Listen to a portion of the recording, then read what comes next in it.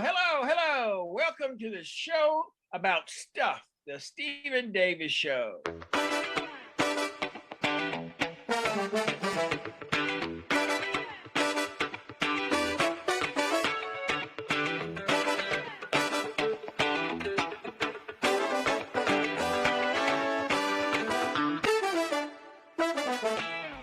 Welcome to a podcast show about stuff. It's the show about stuff, the Stephen Davis Show.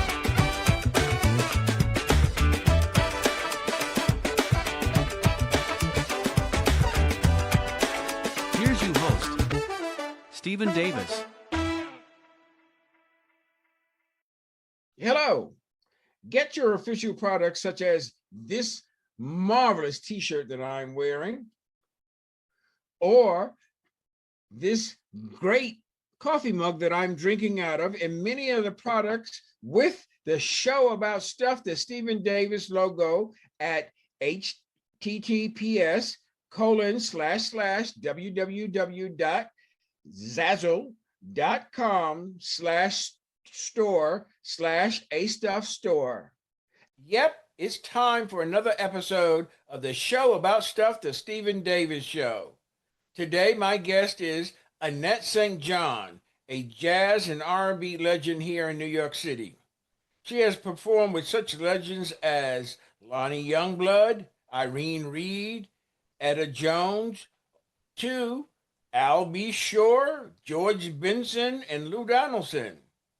Venues that she has performed at, particularly here in New York, includes the Lincoln Center, the Village Vanguard, and Birdland, to the Apollo Theater, the Blue Note, the Cotton Club, and Ashford and Simpson's Sugar Bar.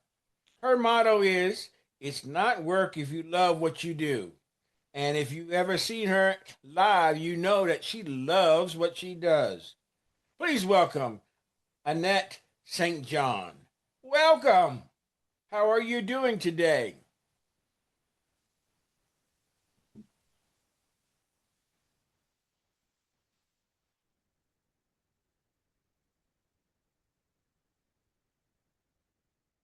I'm doing fine today. Oh, that's great. That's great. In your introduction, I saw one particular person that I saw that you performed with, and it just took me back so many years ago, and that was Irene Reed. Ah, yes, indeed. I remember when she used to rule Showman's Lounge. Oh, yes. Oh, yes. Well, Oh, it wasn't only Irene, it was four of them. It was Irene Reed, Della Griffen, Etta Jones, and Gloria Coleman.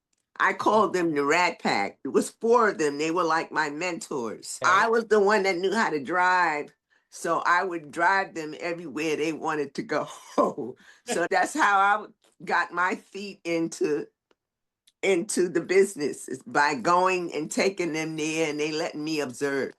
I wasn't singing. They wouldn't let me sing yet, but they'd take me. I don't remember. The only other person that I remember, the four that you said, was Etta Jones, because she used to sing with Houston Pearson. Right. She worked with Houston Pearson, yes. Actually, Etta, Della, and Irene, they were recorded on Houston's label. It was called Muse, and it was the three of them. Actually, Della was a drummer, and she also was a singer. She had her own group called the Deltones at that time. And actually, Etta and Della are sister-in-laws, because Etta was married at one time to Della's brother. And Okay. yeah, and Della was like my godmother, because she's the one that swung me into the business, and how I met all of them, Houston and the rest of the pack. Actually, it wasn't Showman's, because Showman's used to be right next to the Apollo Theater. Showman's, they were around the corner before that new theater. They were on the corner of Lenox Avenue. Then they moved to 125th Street, Showman's. Okay, and There then were they like two spots. around Yeah. the corner because, and then, but Irene used to be at. There was another club that was there that on that corner. Trying to remember what the name of it was. Oh, I don't know. I Uh, know they all did the baby grand. I know that. that's it. That's it. That's it. You Oh, just okay. named the club. Because when I said Showman's, and I remember, no, Showman's was around the corner. Initially, it was next to the Apollo Theater. It It, was right where the Magic Johnson Theater is now. yeah, but That's it. that was Then they after. That moved. was Right. later. It was later. Right. Before that, it used to be right next to the Apollo Theater. Oh, okay. I didn't know that. Yeah, it Okay. used to be right next to the Apollo Theater. Then they moved around the corner, and then Oh, they okay. further down 125th Street to where it's at now. If it's still, Right. Yeah. yes, spent many nights there. Oh, okay. They had the greatest And musicians. the miracle part about it is that I'm only 39. Yeah, how about that? You sound like my mother. She used to tell us. I said, "How old are you, Mom?" 39. She was 39 as long as I could know her. She was 39. I tell my children, I say, how did y'all pass me? Yeah, I tell mine, y'all getting old. Y'all better watch out. we I usually always start the show off, and I'm not going to change it now. I started off by just the first question that I ask always is, where were you born at? I was born in Harlem at Harlem Hospital. Oh wow. Yes, that's where I was born. I was raised on 134th Street between 7th and Lenox Avenue. Oh, And I was right in the middle of all of everything, Smalls and all of those clubs. oh, I Everything was remember there. Smalls because Will Chamberlain used to own it for a while, Yeah. and I'm trying to remember because the Sugar Ray Robinson had a club there also. Yeah, I think so. I'm not sure where. I don't know. But No, when no, it I was was right. coming up, I wasn't allowed to go to the clubs. I came from a very Southern strict family. Even though we were in the air in the neighborhood, you better not be seen looking in or going. And me as a girl, I was the oldest girl, and it was seven of us. So, Seven and girls. back in that time, everybody in the area knew who you were. So if they saw you and they got back to your mother, I saw Annette looking in. That was the end of it. But there were seven girls, or there were No, seven. no, it was seven of us. It was four boys and three girls, including me. Oh, okay. And my siblings. Those were my sisters and brothers. What? Tell me about your parents. Talking about they were Southern roots. What kind of Right. Southern roots did they have? My mother was born in Norfolk, Virginia, and my father was born in North Carolina. I think it was called a place called Windsor, North Carolina. That's where my parents and then they migrated from there to New York. All right. I lived in North Carolina, although I was born at Metropolitan Hospital on 96th Street. Oh, Uh, okay. I have lots of Southern roots, particularly in South Carolina, but I Oh, okay. lived in North Carolina because my father was in the military at Fort Bragg. Oh, okay. Fayetteville. I'm familiar with where you say your father was from. Yeah, North Carolina, Windsor. That was But the name of it. what was for that audience? What was that near? I have no idea because I never went to his hometown. All I know that he was from Windsor and his family moved to New York because it was seven of them. I never got to really know the deep roots of my father, but more for my mother. So I Okay. did meet my father's mother one time, and I never met my father's father. So I don't know too much about them other than my uncles and my aunts that are my father's sisters and brothers. That's it. Was Yeah. there a reason why you were able to meet your father's father? It, I don't think he was around because I don't know. I was young and we only met his mother. And so I don't know what the reason was for that. So tell me about your father. What did he do, and what are some of Okay. his likes and dislikes? He was very strict, I tell you that much. um, but he knew every move that we made. At least no, me as the girl, as what I made. Uh-huh. But he was a longshoreman. He did driving at that time. He did that. He was never in the service that I could think. I never seen him and never knew about any military thing about him. But all I know, he was a longshoreman and raised in Harlem with his brothers and sisters. And that was it. And your mother. My mother was raised here too because they came from Norfolk and she was 3 years old when they came to New York. My mother was 3. And that I could remember her saying, telling us she was 3. And she went to school in New York and she was not a domestic worker, but she worked like she was like a tailor. She did a lot of sewing back in them A days. seamstress. Yes, that's what she did. And then after that, I only knew her as being home with the kids because she had them. She had those kids, so she had to take care of us. And as far as you grew up, as you said, in Harlem. Right. Where was the first place that you went to school at in Harlem? I went to a school, PS 89. It was on 134th Street and Lenox Avenue. That's my elementary school that I Okay. went to. Yes. I happen to have gone to for just 2 years, actually, because my father was military, as I always tell. So we traveled around. But I did go to PS 84 on 116th Street because I had Oh, a okay. grandparents that lived on 115th Street. I also Hmm. went to PS 133 on Mm, 131st Street. okay.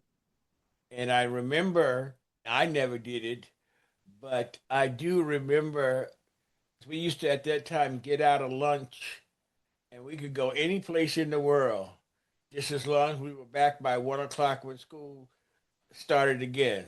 But what you would do is what some people would do would go over to the other elementary schools to fight. Oh, oh yeah.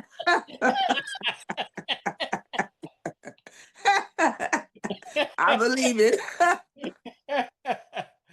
Oh, Yeah, that was the elementary school actually, and it was good for us because we lived on the block that my school was. So all we had to do was get up, have breakfast, and go across the street to school. At lunchtime, we stayed in school because they served lunch. So we didn't have to go home. Only if you didn't have lunch, then you came home.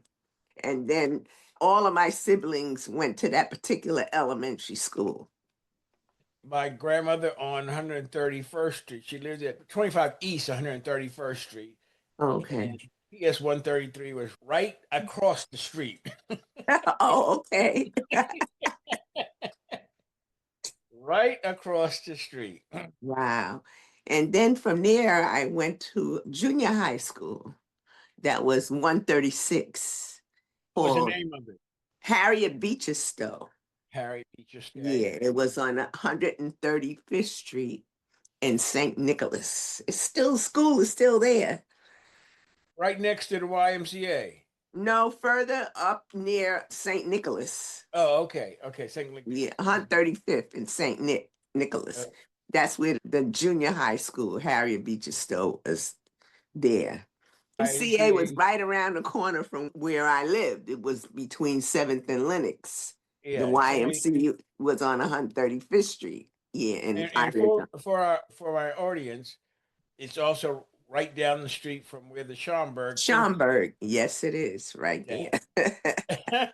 Yep, And it's then right. across the street was chock full of nuts. Exactly. Yeah. Yes, it was. And Yeah. then where you were born at Harlem Hospital was just a couple of blocks away. Yes, a couple of blocks away. And they also had a restaurant on the corner called Pan Pans. I don't know if Yes, I remember Pan you Pans. remember Pan. I do remember Yes, Pan Pans. yes, Oh, yeah. how was it going to school for you at that time, particularly your grade school and your junior high school? Grade school was all black in the elementary school, but we had some white teachers, and we had a white principal, Mr. Glick. He was the principal of PS 89. And I had a black teacher, her name was Miss Coker. Everybody was scared of her. You had better walk the straight line. And she knew everybody's mother and whatnot. So she was a great teacher too. Now, what was her last name? Miss Coker. Coker. Coco. Yeah. Oh, that's so interesting. Yeah. And the reason why I'm telling you that is that I have a great grandmother who was born in Angola, Uh-huh. whose name was Angela Coco. Oh.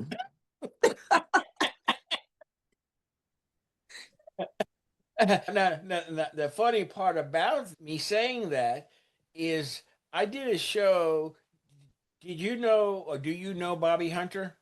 Yes. I know of him. I did a show with Bobby Hunter, and it was the first time we talked. We were Facebook friends, but I never talked with him until I did a show. So when Okay. he came on to do the show, we started talking, and I mentioned that my family was way back was from South Carolina, and then I mentioned Vance, South Carolina, and then he Oh. said, "Vance, South Carolina. I have an aunt that's in Vance right now, and I came from Utahville and stuff." As it turned out, we were cousins. Oh, get out. Wow. So I'm sitting here talking to you, Coco, maybe way back. Oh, Wow. it's amazing of how you run into relatives that you might have known for 25 years, but you never know they were Never. your relatives, Exactly. Yeah. you That's know? true. Yeah. And that's happened to me a couple of times. And one particular one is on the radio right now. Do you know Brother Fatim? Yes. Yes. Fatigue. Yeah. Again, I said this on another episode, but with Brother Fatim, I had been on the show when Bob Slade did the Yep. open line. Okay.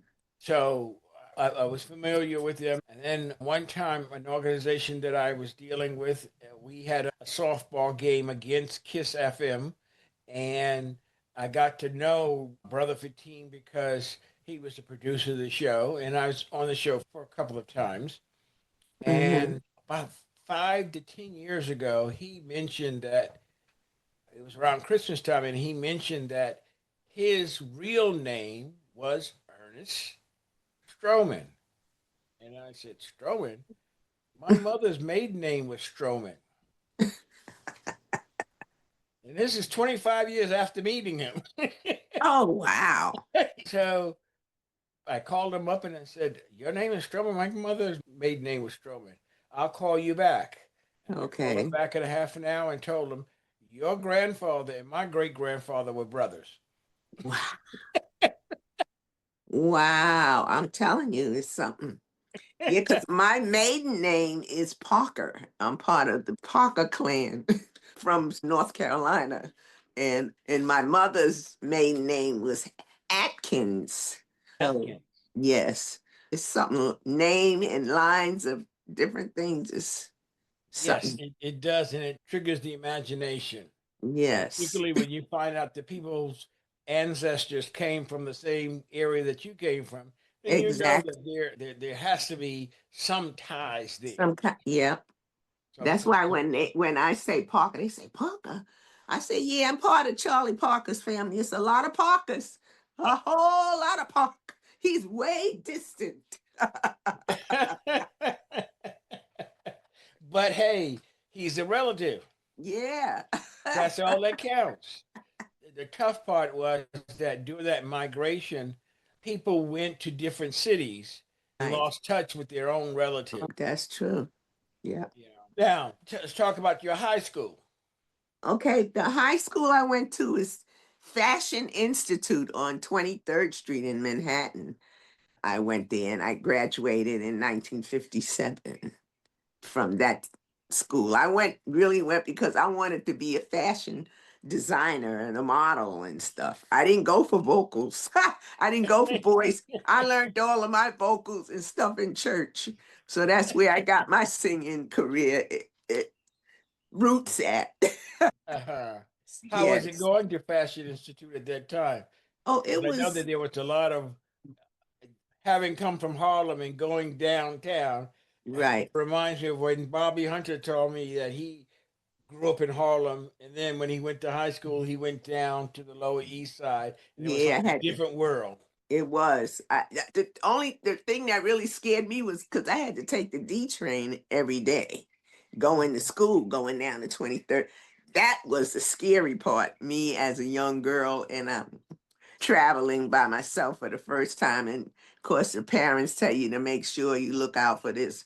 And there was a lot of people on the train you had to be extra careful about.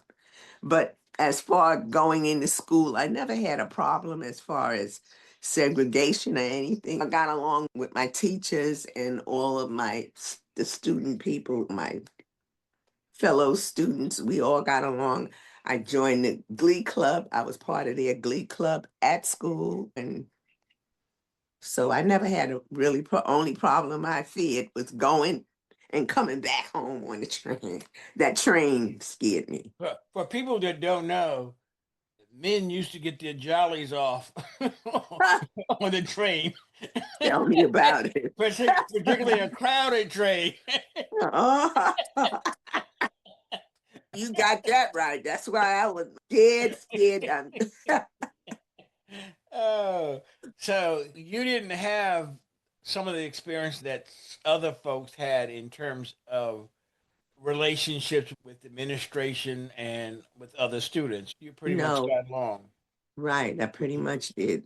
I was lucky in that Was it aspect. because of your own personality? Because you have I, such a bubbly personality. I think it was because of my personality. And then I was scared again going, me being a dark skinned girl, worrying about what people say, but they never said anything that I heard to me. So I got more of that from my people in Harlem. Look at that little black girl from your own people. What church did you go to that you were able to develop your singing voice? I went to St. John's the Divine. It was right next door to where I lived on 134th Street. And they're not there. They just tore it down and built the apartment building. And Uh, that's where I got my training right there. I used to go every Sunday, I'd go there, and my mother, we'd go for Sunday school and stuff right there. At that time, that was when we were about 8 or 9, when I was about 8, 9, 10 years old. The pastor, they bought a new sound system. So I was in the church and they said, Annette, come up here and check out the sound. So I had to go up there and I sang the Lord's Prayer. And in those days, where the tenement houses, it's the backyards and stuff. And I sang, and my mother said she heard this voice. She said, that sounds like my daughter. And she heard me singing from the church. Yeah. uh, So did you have a musical family? yes, I did. I had an uncle that was a drummer. He played drums. And actually, where I was born, they said it takes a village. At that time, on 134th Street, everybody was family. Everybody knew. And in the building that I lived in, 190 was the building number. Everybody in that building was musical. We had someone lived on the top floor. He was a great tap dancer. And they all used to congregate in my mother's house or either my grandmother's because we lived next. So my uncle beat on the drums. Then they would come down and tap dance. And I had a godmother. She was, at them days, They called her interpretive dancer. She was an interpretive dancer, and she would come and do her routines and stuff. So I got a lot of stuff right there at home with the music and the singing. And really, the first time I heard Dakota Staton's that my mother and father played was called Late Show. And when I heard her sing that, I said, that's what I want to do. I want to sing. Dakota Staton. Oh my God. Wow, you just bringing back such memories. I first moved back to New York. I lived on Rutland Road. Then I moved to Lefferts Avenue, which was a couple of blocks away. But there was this bar on Martins and Flatbush Avenue.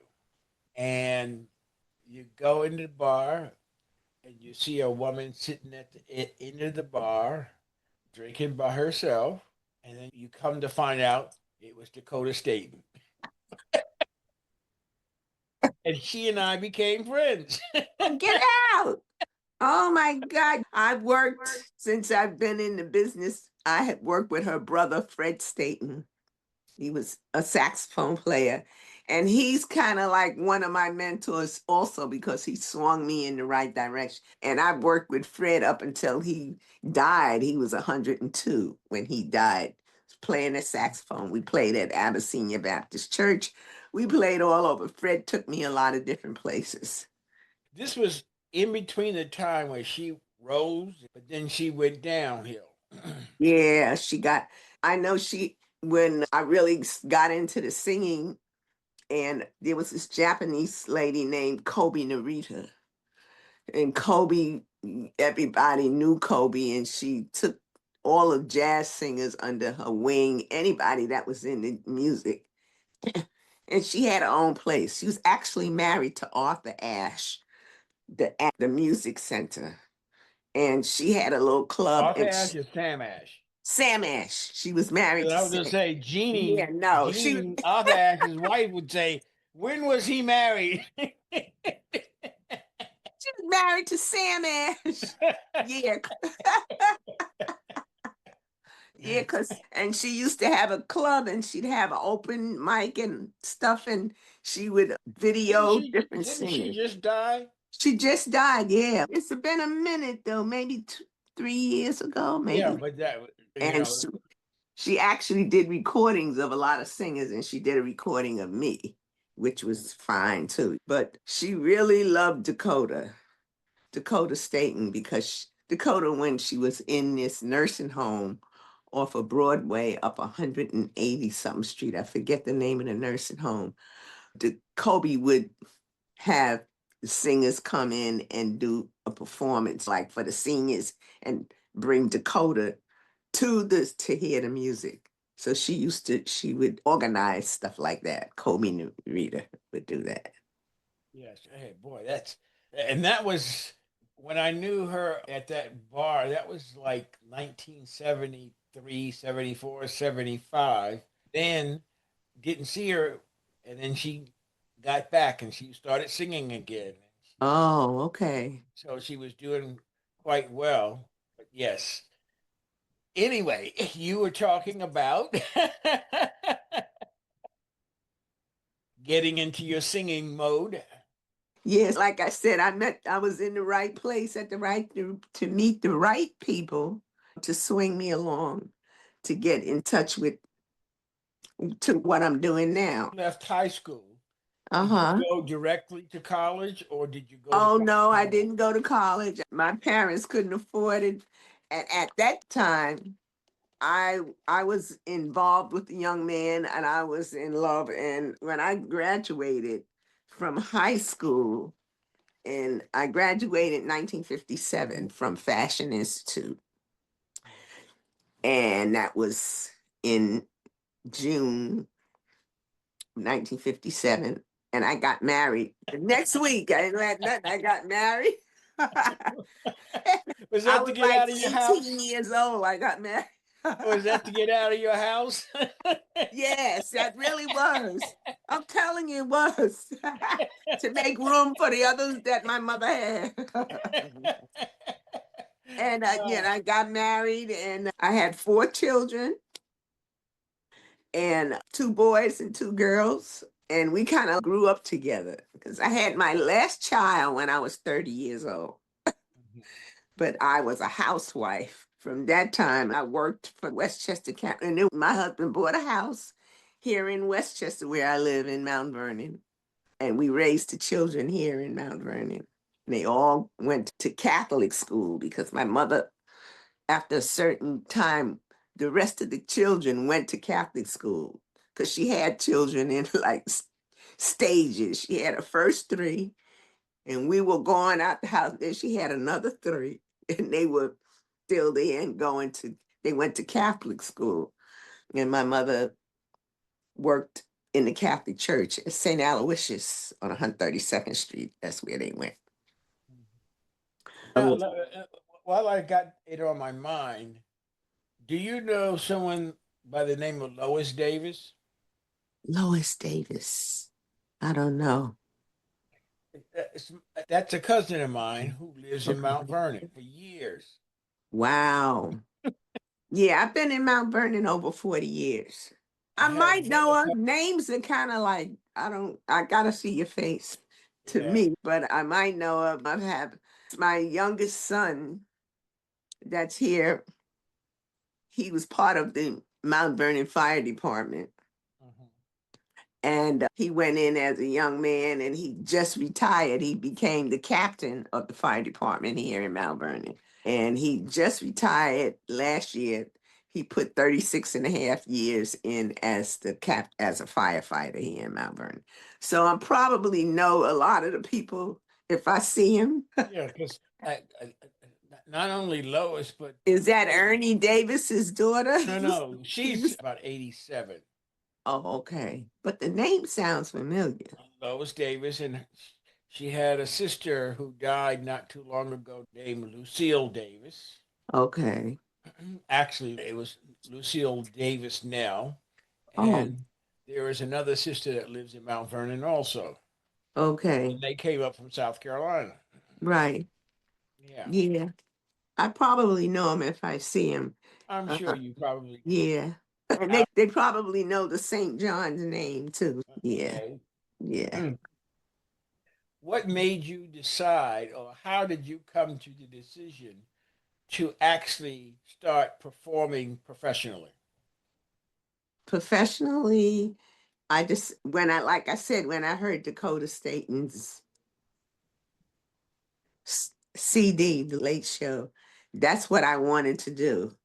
But by me being married and whatnot, and I worked here and I got to meet certain people and they told me that I had it. So they wanted to help me. So that's how I got started, especially with Della Griffen. She's the one, and Houston Pearson and Etta, all of them. So they're the ones that pushed me into being what I am right now today.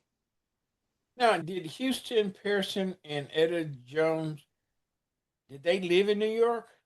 Yeah, Etta lived up here. Actually, Oh, and Etta lived up here for a minute, and then she lived with Della because Della had a big house here in Mount Vernon, Della Griffen. And she lived with Della for a while, and then afterwards she had gotten sick, and then still lived in Mount Vernon.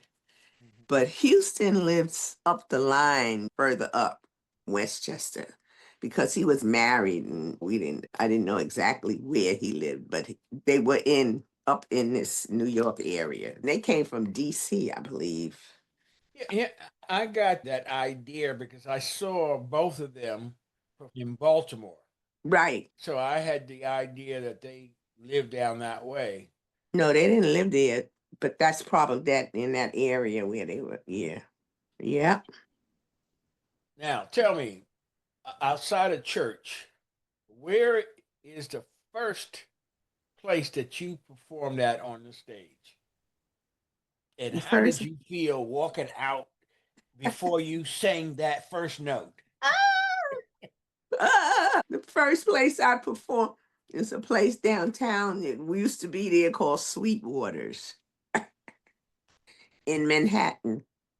And when I walked out on the stage, I was very nervous because they had given me 2 days there. They gave me a Saturday and a Sunday. And I had to fill a house, which I did. And I was, after that first day on there, all the nervousness went away. But that was the first place I performed, Sweetwater's in Manhattan. Yeah, I have a Sweetwater story. And I've told it before. I had a friend of mine who I hadn't seen in a while, so I said to him, "Let's have dinner." So we had dinner. We met downtown around Gramercy Park area. And he was a OB-GYN doctor, but he was a fertility specialist. And we had dinner, and afterwards he said, "Would you like for me to drop you off someplace?" And I said, "Nah, that's okay. I'll just take a cab." And we walked out, and I saw this long limousine, which was his. Oh, shit. I said, "Wait a minute, you could drop me off." So he instructed the driver to take him home and then take me wherever I wanted to go. Oh, okay. I chose to go to Sweetwater's. Yeah. Because I knew everybody would see me getting out of this limousine. That limousine. I wondered, who the hell am I? I went in, and on that night, Whitney Houston was singing. Oh, okay. And that was the night that Clive Davis was there and made the decision to sign her to Wow. his label. Wow. But I always remember getting out of that limousine and everybody's looking at me. Wow. Oh. But I used to go to Sweetwater's quite a bit. Oh, okay. So I might have seen you. You might have. They gave me a Sunday, and I did 2 shows that day. That was a huge place to get started at. Exactly. I So was like, Sweetwater's was the place. yep, yep. From your bio, it indicates that you have varying disciplines that you sing in: R&B, jazz, gospel. Yeah, What's your right. favorite music to sing? My favorite music to sing is jazz. It's jazz. But I also like to sing gospel, but I don't do that alone. I like to sing it with a group. I sing with the group in when we do it. R&B I love, but I don't, if you don't use it, you lose it. So I don't sing too much of that, but I like some of the contemporary stuff too, like Anita Baker and Natalie Cole, stuff like that. Yeah. Is there a certain thing that you have to learn to be a good jazz singer? Yes, you have to learn you need to know your keys. What keys you're gonna sing what in, the tempos, and how to count your stuff, how to count your music off.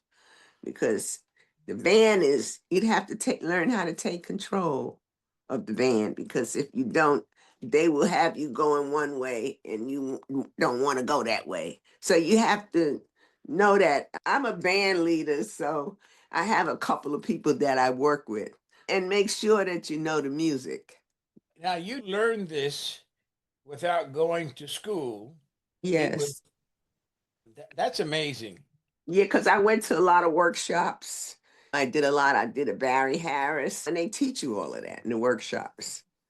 That's why I went. I used to go to his workshop when he had it in the village at a place called the University of the Streets. So that was, That's great. That was a great title. yes, University of the Streets. that's right. That's why they asked, where you get your stuff? University of the Streets. Now, who are some of the people that you performed with over the years that Jeez, might be known? gosh, a whole lot of people. Listen, I've worked with a lot of them aren't still here. Fred Staton. Oh, what's his name? I usually write this stuff down. I've worked with Lonnie Youngblood, Dr. Lonnie Smith. When I first started out, I worked with this Jimmy Butts. He was a great bass player. And there was another singer, his name was Doc Pittman. And they used to play cocktail drums. That's how I learned to play the drums. I played drums a little bit, a little traps. And I learned a lot from these guys. These were older musicians. I've been to Japan, so I work with the Japanese musicians there in Osaka. I saw where some of the people that you had worked with were like George Benson. Yes, I did How was it something. working with George Benson? I did something with him because it was at Birdland. They had a fundraiser for someone else, and George was there, and every musician that could get there was there. Mhm. So he was doing Moody's Mood. So a friend of mine said, "The woman's part, get up there." So I did. I got up there and I sang the one, and they recorded it. So working with George was fine. And I met George through Celino Clark, the organ player, and he used to him and Celino were tight. George lived in Jersey, and every year George would have a big party at his house in Jersey. So Celino would get us all together and we'd go to George's and we'd party. It was great. That George was a great guy. It was great working with him at that particular time that I did. Have a go. As you say, and I work with Michael Adon and Peter Bernstein and Eric Alexander because I worked at Smoke for 10 years. I did their Sunday brunch, and that's how I built a lot of my followings. And they had hired me. I think I was the first Black girl that they hired at Smoke and gave me a Sunday brunch, and I really loved it there. So I got to meet Harold Mayburn. I got to meet a lot of the big time people that came through there. And you used So, to work with Lou Donaldson? yes, I worked with Lou Don Papa Lou and also Dr. Lonnie Smith. Him and Lou, they were a group. And I got to see them for the first time at the Vanguard. Somebody took me, say, "Come on, I want to get." They took me to the Vanguard, and Papa Lou and Lonnie, and I forget the guy that played guitar, and Fuku on drums, his Japanese. So we went and I was having dinner, and Doc Lou, Papa Lou, I call him Papa Lou. He said, "Somebody's here from my neighborhood. We up the way. We live together. We all friends up here." And I see her in the audience. And he knew I was, "I'll call her up here." He called me up to do a song. I was like, "Oh God." So I got up and I did two songs that they did with me. The first one was Broadway. And then I did another song. I was like out of it. I was on cloud nine, me here at the Vanguard singing with Papa Lou Donaldson. That was something. I tell this story. There was a gentleman that I did a show with, and he is a doctor. He's a cardiologist. Okay. He founded the American Association of Black Cardiologists. He professor and all of that, but he was also a jazz performer. Being a doctor, he was a jazz performer. And Mhm. his mentor, one of the people that mentored him in jazz was Clifford Brown. Whoa. Okay. He told a story on the show about him trying to decide whether he was going to, after he got out of college, he had gone to Harvard. He's 90 now. He's still living in Los Angeles. He was trying to decide whether he was going to take up an offer from Dizzy Gillespie to play with his band or go to medical school. His father said, "No way, you taking your butt to medical school." And he made a deal with his father that summer that he would take time off to see whether he liked touring. And the band that he joined wasn't Desi Gillespie, but was Lou Donaldson's band. Papa Lou. And he said they had a gig in Newark, and Lou Donaldson came to the practice and said, "We're going to have a woman singer." And everybody moaned because, as you just said, keys and everything, trying to get things in and not Right. knowing who you going to be singing with because he wasn't telling them who they were going to sing with. Oh, okay. So they got to the gig, and Teddy Powell, it was Teddy Powell's club. And he said, "Okay, Lou Donaldson's going to have a woman singer. We hope that you enjoy this woman singer. You'll see her, you'll know her." They opened the curtains up, and the first thing you saw was a gardenia in the hair. Oh, You know what that meant, right? yeah. Woo! Whoa. And he said he looked at his eyes, got, "I'm on the stage with Billie Holiday." Ah, And he was wow. 19 years old, 19, 20 Okay. years old. Okay. Yeah. Oh. Wow.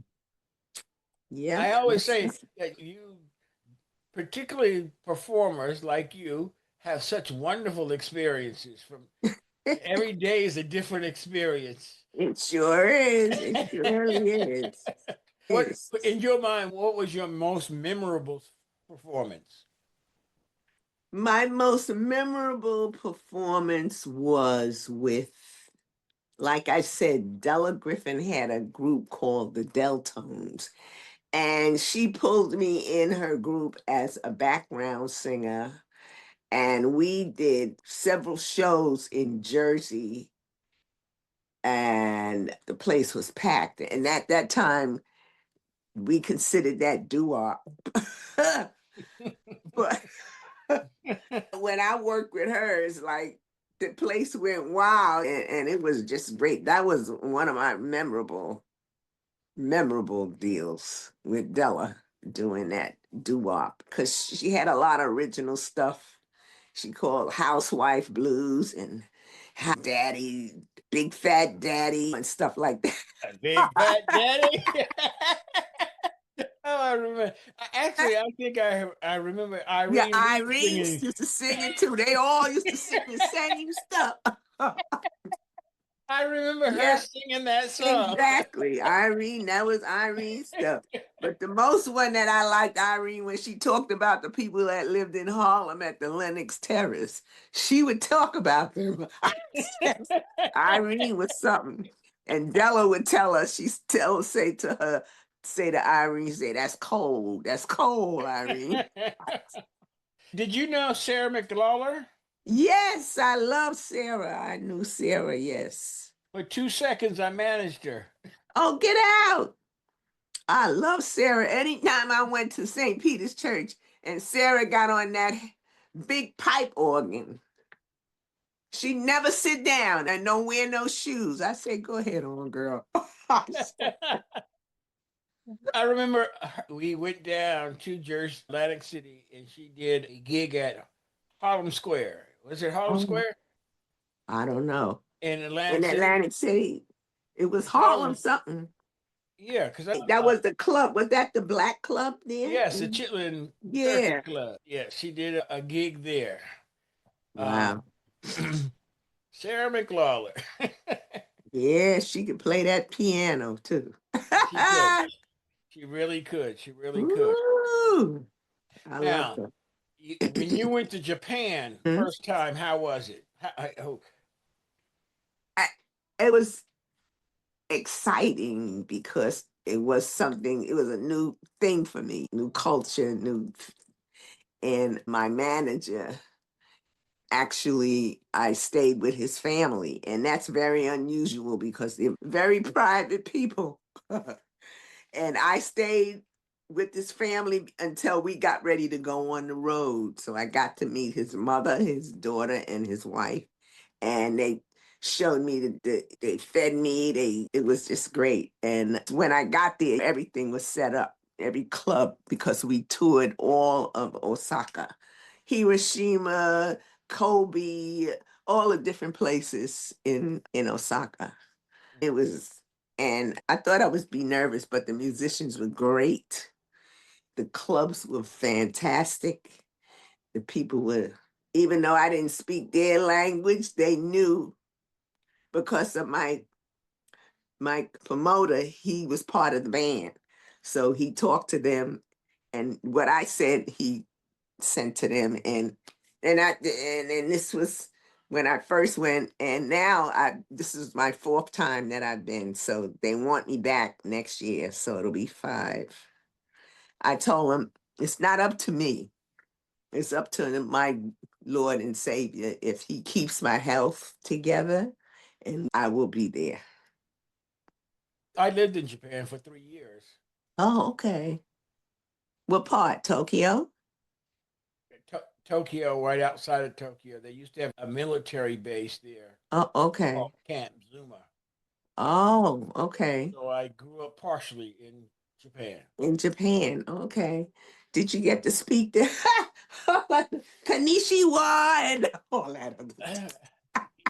Because World War II had just Oh, ended okay. not long ago. So Yeah, the with the. economy there was low, so that we had a Japanese maid, Oh, okay. and we learned a lot of Japanese from Mm. her.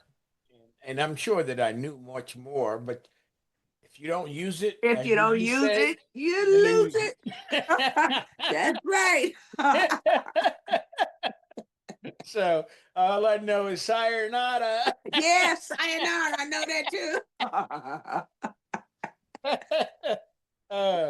So now you basically was based in the New York region, right? Did you do a Right. lot of traveling in other places? 2 years in a row. I did the Caribbean. I did a ship called the Coral Princess. And we did all the Caribbean, all up and down the Caribbean. And then after deployment, then they called me back. I did it again, and I liked it. Then they wanted to send me to Alaska. I said, and that was for 6 months. I said, no, I can't do that. 6 months in Alaska, huh? 6 months. I said, no, I can't do that. I got a family. I can't. When I get off the road, get off of this ship, people won't even know who I am in New York. I couldn't even get a job. But I have a girlfriend that she does it in some different strokes for different folks. So that's what I say. That's what they always say. That's it. Yeah, yeah. That's what they always say. So, what are some of your plans that you have for the future? For the future, my plans are to try and keep moving, keep working, try and do what I can. I know if I'm lucky, I don't plan on being a big star because time is very precious to me right now. I just plan on doing what I'm doing and hope that I can spread out a little bit. People would book me for certain things. That's Hey, what you I'm never looking know. for. You become I'm a looking big for a star. booking agent, somebody to book me because I'm too old to run the streets and try and get a gig here and a gig. How you do? Alberta Hunter did. Yeah. She went to be a nurse for how long? For 30 years, and then all of Yeah. a sudden she came back big. Yeah. It's not what you know, it's who you know. If I Because get I in the remember right, going to see her at the cookery. exactly. So you never know. You never know who's out there. You just try to do the best you can and do it from the heart. No. That's true. Now, I'm going to let you have the last word in terms of what you want to say to the audience and where you want them to be at and how they can. Do you have any? I forgot to ask you. Do you have any recordings that are Yes, available I to the do. public? I don't I have recordings, but they're not available. I have stuff that I have done, recorded and I have the CDs myself to sell. But you can see what I do I'm on, what is it? Facebook. Amazon? Facebook, no. I don't have anything I can sell on Amazon. I don't have any of it. On YouTube, you can go and pull up YouTube and see where I've done, because I've worked at the Cotton Club. All of that stuff is in there. Part of the doo-wop that I was telling you. I work with Justine Baby Washington. All of that stuff is on there, and stuff that I've done at Smoke. All the recordings and stuff is on there. And that's right now. I need to go in the studio, but I have to find someone that can record me, and that's what I'm looking for right now. If you get recorded and have a CD come out, then you might become big time overnight. Yeah, I might. You never can tell. But let me back up and say you're already big time. So it only would enhance what is already there. Yes. Okay. I wrote a song, first song I've ever written, and it's on YouTube. And I've worked with a group, young children. They're in the video with dancing, they're tap dancers. And that's out on YouTube. That was my first song I ever wrote. So Is your songs on YouTube on your own channel? yes, it's under Annette St John. Okay, so you Yes. all out there, you go to YouTube and look for Annette St. John and send her $1. Yes, I would love that. That'll help me. That'll help me record. Because I did my first recording at Smoke at Inside Live, and I did have sponsors to help me do that.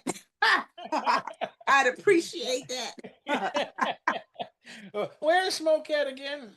It's on Broadway and 106. Oh, 106 in Broadway. And they've expanded. It's beautiful now. is that where Birdland used to be at? No, Birdland is on the other end.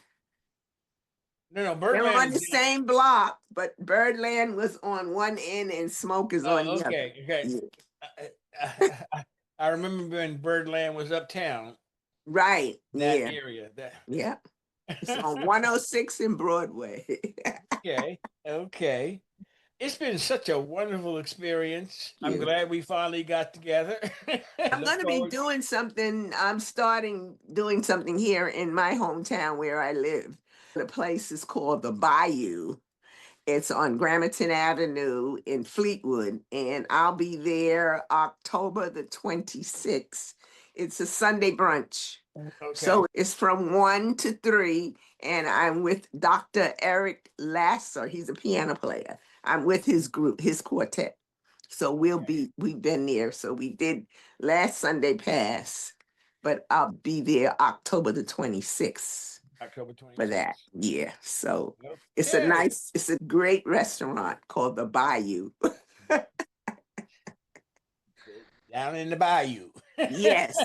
And they serve the Bayou food there too. Very good. I thank you so much for being in.